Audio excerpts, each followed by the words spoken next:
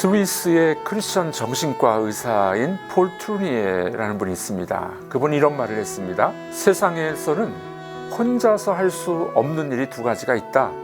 하나는 결혼 생활이고 또 하나는 신앙생활이다. 아무리 잘난 사람이라도 혼자서는 결혼할 수가 없죠. 신앙생활도 마찬가지입니다. 교회 성도들과 함께 해야 합니다. 오늘 사도신경 강의 10번째 시간입니다.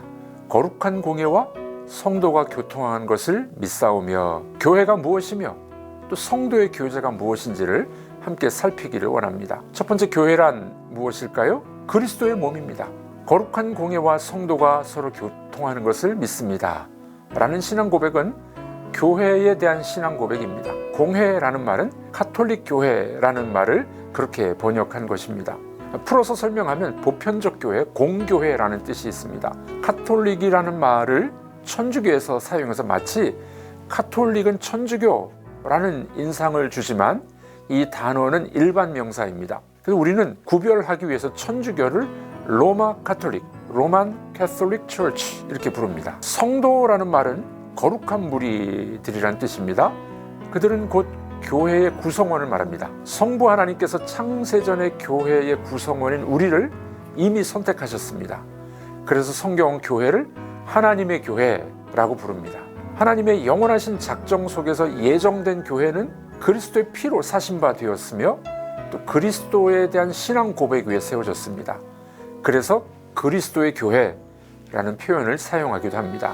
그러므로 교회란 그리스도의 몸인 교회를 말합니다.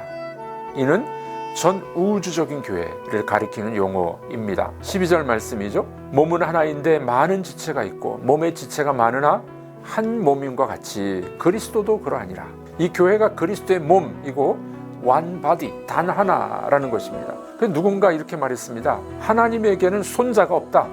모든 사람이 다 하나님의 자녀가 됐기 때문에 그렇습니다. 이를 가르쳐 Universal Church, 우주적인 교회라고 부릅니다. 우리말에서는 사도신경에 공회라고 표현을 했습니다. 주님의 몸인 교회를 하나로 만드는 일은 대단히 중요합니다. 어떠하든지 교회가 분열되면 안 됩니다. 이렇게 거룩하고 복된 교회를 이루기 위해서는 내 주장을 정제하고 겸손하게 피력할 필요가 있습니다. 때로는 내가 손해를 보더라도 인내해야 됩니다. 희생과 섬김의 정신이 가장 필요한 곳이 교회라고 볼 수 있습니다. 자, 두 번째로 이 교회는 성도의 교통을 믿습니다. 교제를 말합니다. 교통이라는 말은 교제, fellowship, communion이라는 의미입니다. 각자 성도는 지체, 한 멤버로서 적극적으로 교회에 참여해야 합니다. 말하자면 성도의 멤버십을 말합니다. 15절 16절을 봅니다.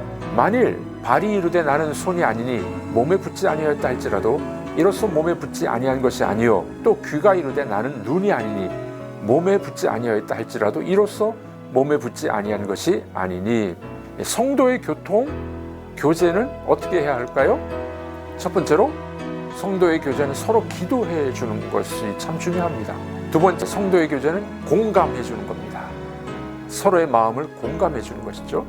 상대를 이해하는 마음이 깊어진 것, 이해는 머리로 하는데 이 이해가 가슴까지 내려오면 공감이라고 말을 합니다. 대화할 때 가장 중요한 것은 내용이기도 하지만 공감하는 것입니다. 셋째로 성도의 교제는 함께 있어주는 것입니다. 아프고 힘들고 어려운 사람들 함께 앉아 있어 손을 잡아주는 것이죠. 마지막 네 번째로 성도의 교제는 작은 물질이라도 서로 도와주어야 합니다. 갈라디아 6장 10절입니다. 우리는 기회 있는 대로 모든 이에게 착한 일을 하되 더욱 믿음의 가정들에게 할지니라. 우리 성도의 교제, 이 교제를 통하여 정말 하나님의 복된 교회가 되기를 축복합니다.